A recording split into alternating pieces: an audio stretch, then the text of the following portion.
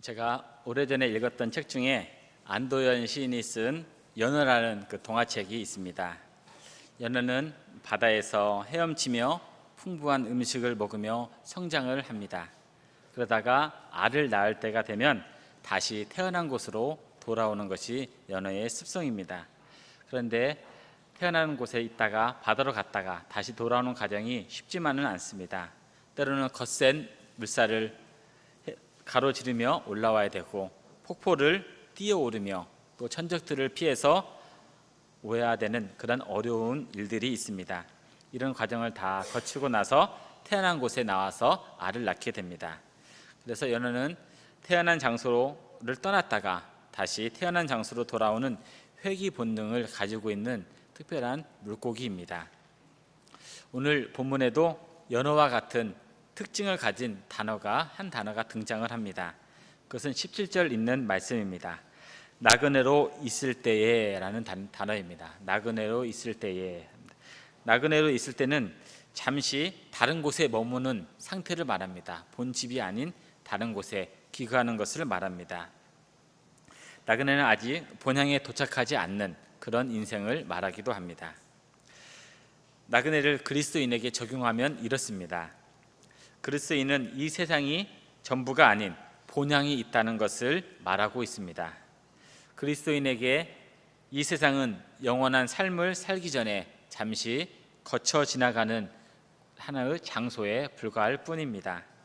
그래서 그리스도인은 하늘에 시민권이 있는 자라고 말을 합니다. 또 영원한 보성을 향해 달려가는 순례자들이라고 고백을 하기도 합니다. 그러므로 나그네와 같은 삶을 살아가는 그리스도인은 이 세상에서 영원히 거할 것처럼 살아가는 것이 아닙니다. 이 세상에서 하나님께서 원하시는 나그네의 삶을 사는 것을 말하고 있습니다. 그러면 우리가 이 땅에서, 이 세상에서 나그네로서 삶을 살아가야 하는 우리들에게 필요한 삶이 무엇인지를 13절에서 이렇게 말씀하고 있습니다.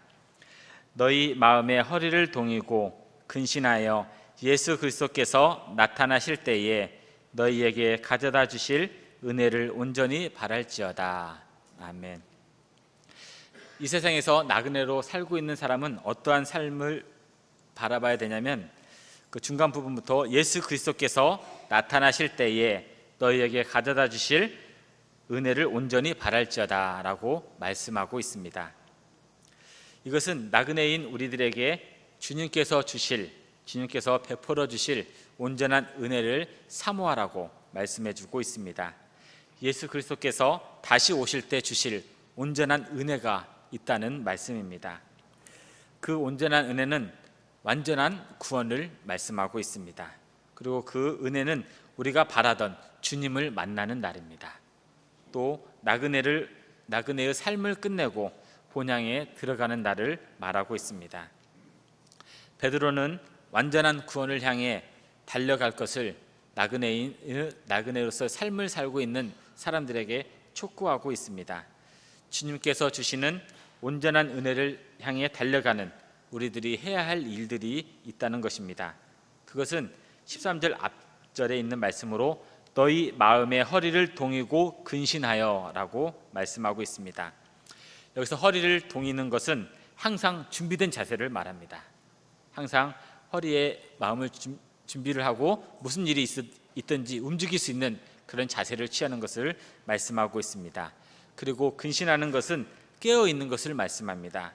방심하지 말라는 말입니다. 게으르지 말고 성실하게 준비하고 움직이라는 것을 말씀해주고 있습니다.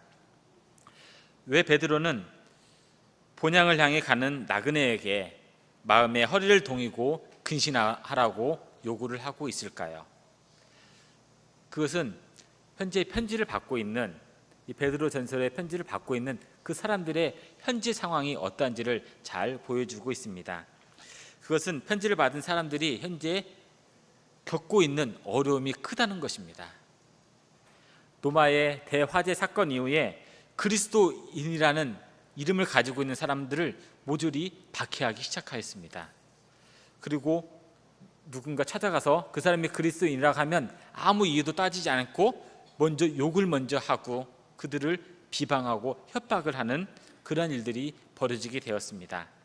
그래서 이러한 박해로 인해서 여러 지역으로 예루살렘에 있던 로마에 있던 많은 사람들이 여러 지역으로 흩어지게 되었습니다.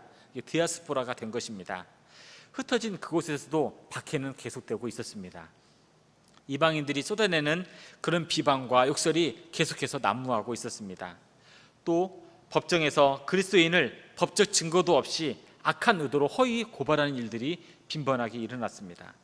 그리고 어떤 분은 직장에서, 사업장에서 단지 그리스도인이라는 이유로 해고를 당하고 폭행을까지 당하는 일도 있었습니다. 심지어는 그리스도인들을 살인까지 하려고 하는 그런 무리들도 생겨나게 되었습니다. 베드로는 이렇게 힘든 핍박 가운데 있는 사람들에게 본 서신을 보냈습니다. 고난으로 인하여서 그들이 믿음을 잃어버릴까 봐 걱정이 되었습니다. 핍박으로 인하여서 배교를 할까 봐서 두려웠습니다. 협박으로 본향을 향해 가는 나그네의 길을 포기할까 봐 베드로는 근심하게 되었습니다. 베드로는 지금 그들이 겪고 있는 그 고난이 본향을 가면 완전히 벗어날 수 있다는 것을 편지를 쓰면서 격려하고 있습니다. 본향에는 지금 이 땅에서 겪고 있는 아픔이나 슬픔이 없고 위로와 평안이 있기 때문에 좀 참고 견디면서 본향의 길을 힘차게 달려가라고 베드로는 그들에게 독려하고 있습니다. 그래서 베드로는 본향을 향해 갈 때 마음의 허리를 동이고 근신하며 이 길을 당당하게 걸어가라고 얘기를 하고 있습니다. 이 길을 걸어가면서 우리들이 지켜야 할 것들이 몇 가지가 있습니다. 첫째는 마음의 허리를 동이고 믿음을 지켜야 합니다. 19절에 있는 말씀입니다. 오직 흠없고 점없는 어린 양 같은 그리스도의 보배로운 피로 된 것이니라. 아멘. 우리는 예수 그리스도의 피로 구속함을 받은 사람들입니다.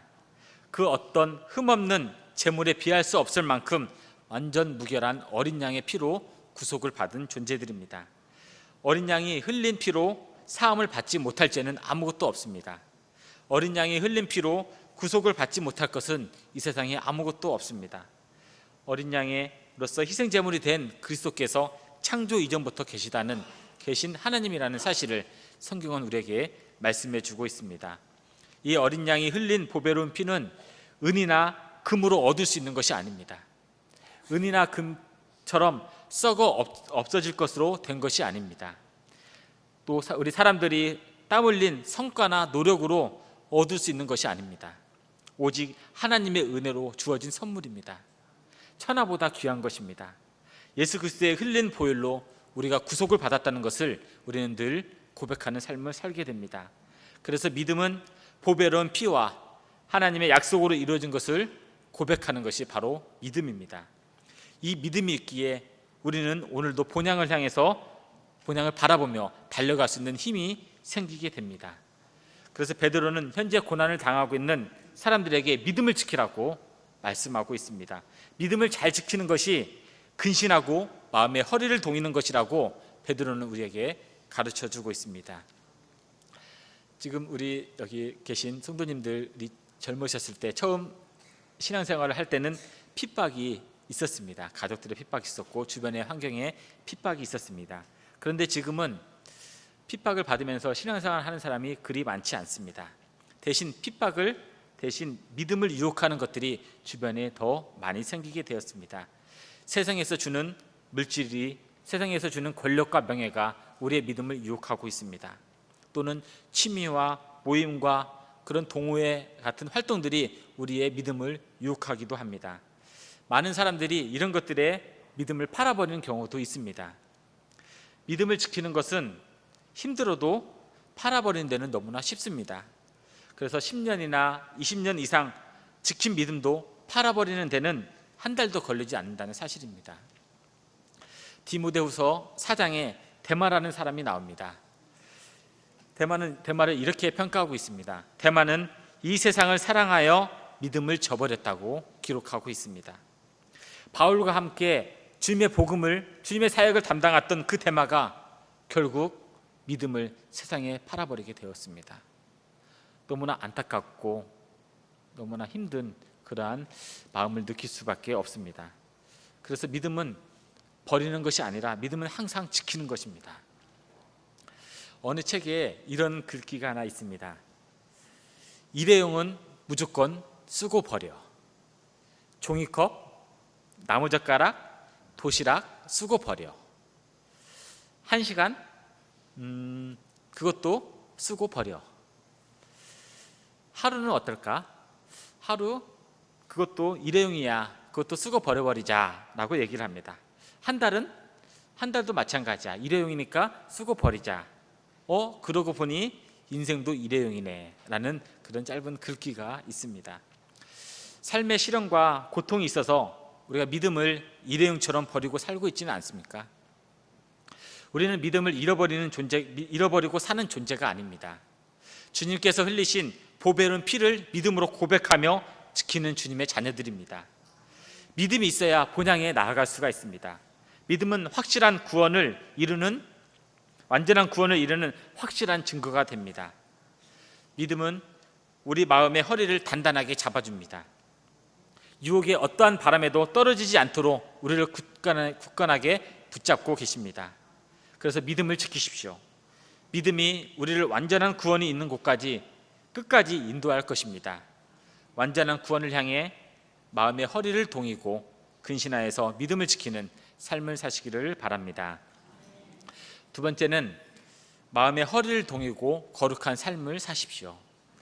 15절에 있는 말씀입니다. 오직 너희를 부르신 거룩한 이처럼 너희도 모든 행실에 거룩한 자가 되라 라고 말씀하고 있습니다.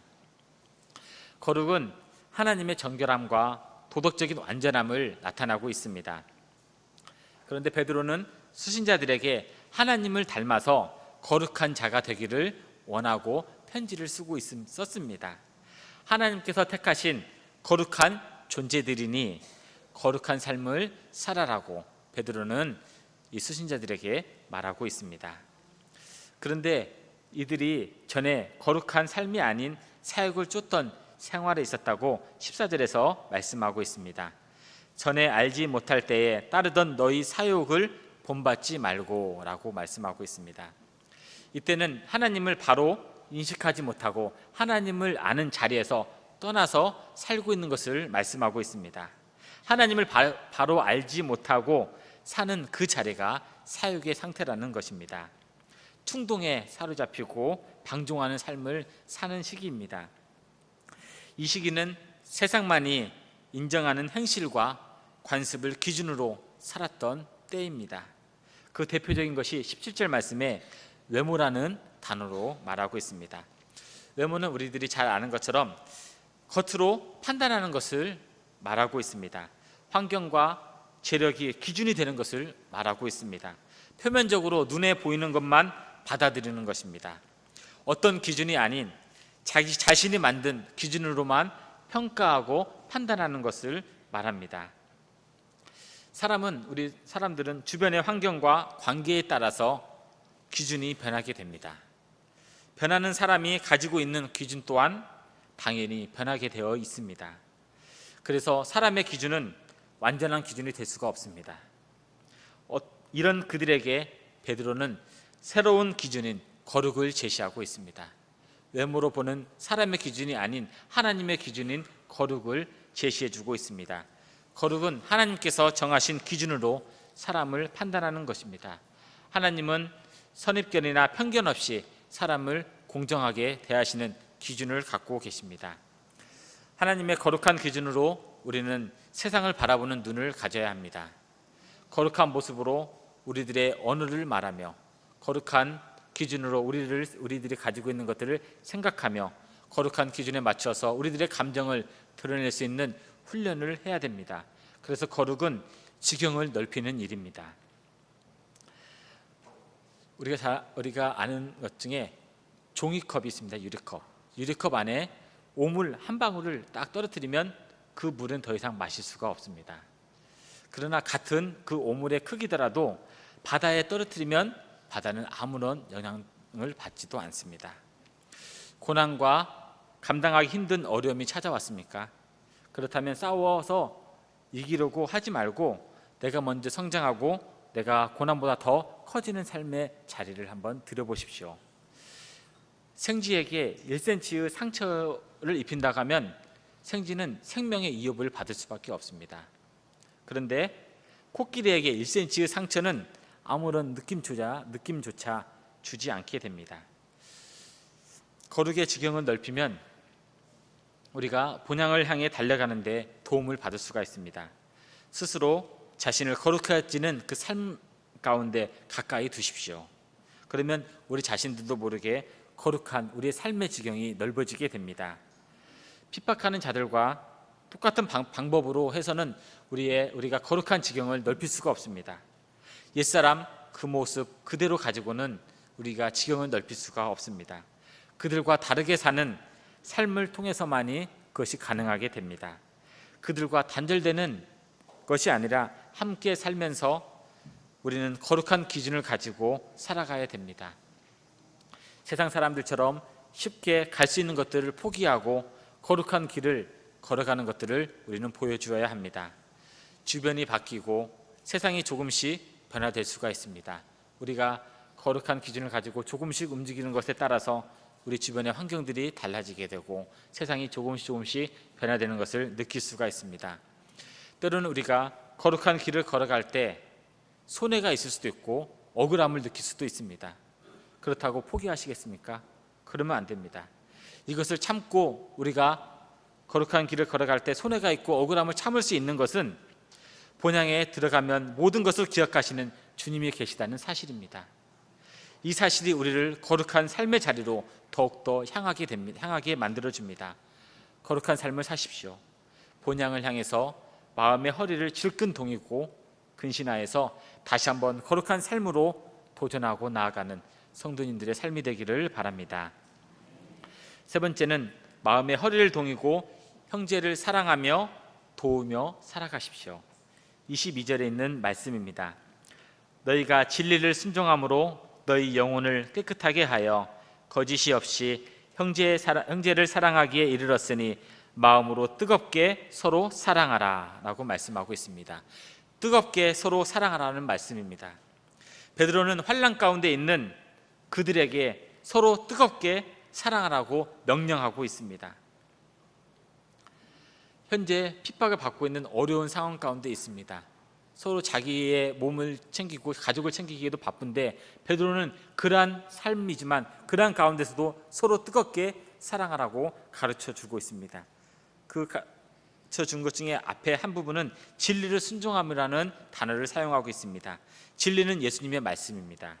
예수님께서 행하셨던 것을 본받음으로써 옆 이웃들에게 형제들을 뜨겁게 사랑하라고 말씀해주고 있습니다. 예수님께서 이 땅에 보여주셨던 것들이 여러 가지 중에 몇 가지는 뜨거운 사랑이라는 것은 예수 그리스도께서 죄인들을 사랑하신 그 사랑을 말씀해주고 있습니다. 예수님은 하늘 보좌를 버리시고 종의 형체로 이 세상에 오셔서 십자가를 지심으로 사랑하는 모습을 실천해 보이셨습니다. 또 제자들의 발을 씻기시면서까지 사랑을 실천해 보이셨습니다. 이런 예수님께서 하신 말씀에 요한복음 14장 말씀에 새 계명을 너희에게 주노니 서로 사랑하라. 내가 너희를 사랑한 것 같이 너희도 서로 사랑하라. 너희가 서로 사랑하면 이로써 모든 사람이 너희가 내 제자인 줄 알리라 라고 말씀하고 있습니다.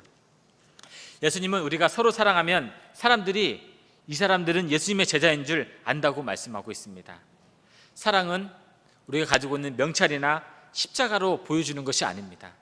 사랑은 증거를 통해서 보여줄 수가 있습니다. 사랑은 행동하는 것입니다. 그래서 사랑은 우리가 가지고 있던 뜨거운 마음을 가지고 옆 사람의 온도를 맞추고 옆 사람과 함께 발걸음을 같은 방향으로 걸어가는 것입니다. 인터넷에 올라오는 짧은 글을 하나 소개하도록 하겠습니다. 베푸는 사람이 되십시오. 태양과 같이. 우애를 퍼뜨리십시오. 바람처럼. 사랑의 씨앗을 마음들 속에 자라게 하십시오. 땅과 같이. 서로에게 친절합시다 라는 이러한 글이 있습니다. 마음의 허리를 동이고 뜨겁게 사랑하며 살아가십시오. 태양과 같이 아낌없이 베푸는 사랑을 나누어 주십시오. 바람과 같이 형체도 없이 자신을 드러내지 아니하는 그러한 사랑을 실천해 보십시오. 땀과 같이 옆 사람의 아픔을, 옆 사람의 기쁨을 품어줄 수 있는 그런 사랑을 실천해 보십시오. 우리는 한 공동체 안에 있는 형제들이 있습니다. 그 형제들을 한번 돌아보십시오. 그들 중에는 내가 전에 쳐다보지 못했던 사람들 중에 힘들고 지친 사람들이 있습니다. 그들의 손을 잡고 일으켜 세워주십시오. 외롭고 소외된 그들에게 따뜻한 말 한마디와 관심을 가져주십시오. 내가 힘이 있고 형제가 약해서 도와주는 관계가 아닙니다. 우리는 모두 본향을 향해서 걸어가는 주님의 백성이라는 사실입니다. 같은 방향이기에 우리가 함께 손잡고 동행하며 나아갈 수가 있습니다.